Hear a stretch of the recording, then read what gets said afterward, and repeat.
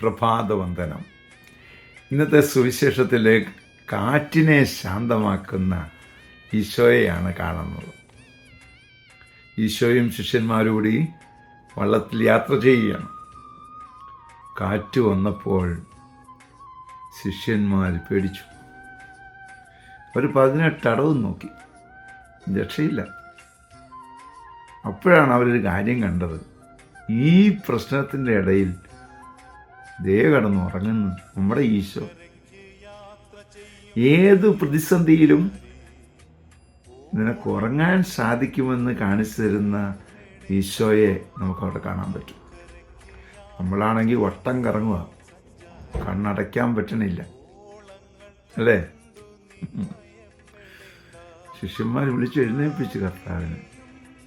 കർത്താവ് ആദ്യമേ കാറ്റിനെ അങ്ങ് ശാന്തമാക്കി. കാരണം എന്നാണെന്നറിയോ? കർത്താവിനറിയാം കാറ്റ് കാരണമാണ് കടൽ ഇളകിയത്. ഇതിൻ്റെ പ്രശ്നക്കാരൻ കാറ്റാണ്. നമ്മളാണ് എന്നെ പറയും കടലേ അടങ്ങെന്നും പറഞ്ഞിരിക്കും. കടലെങ്ങാനും അടങ്ങാൻ പോകണ്ടോ?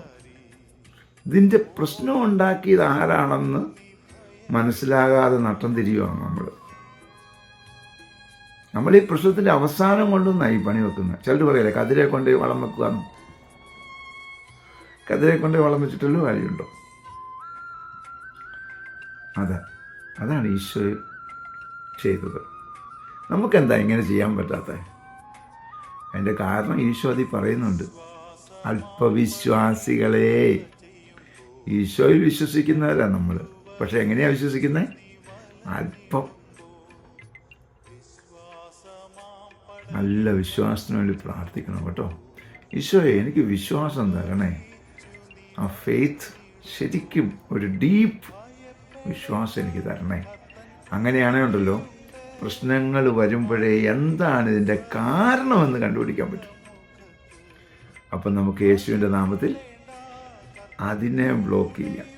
അപ്പം നമുക്ക് സുഖമായിട്ട് യാത്ര ചെയ്യാൻ പറ്റും. അങ്ങനെയുള്ളൊരു ജീവിതം വേണ്ട നമുക്ക്. അതിനായിട്ട് പ്രാർത്ഥിക്കാം കേട്ടോ. പരിശുദ്ധ അമ്മേ സഹായിക്കണേ. വിശുദ്ധ ഔഷപിതാവേ ഞങ്ങൾക്ക് വേണ്ടി പ്രാർത്ഥിക്കണേ. പരിശുദ്ധാത്മാവേ എഴുന്നള്ളി വരണേ. പരിശുദ്ധ പരമ ദിവ്യകാരണത്തിന് എന്നേരവും ആരാധനയും സ്തുതിയും പുകഴ്ചയും ഉണ്ടായിരിക്കട്ടെ. ആമേൻ.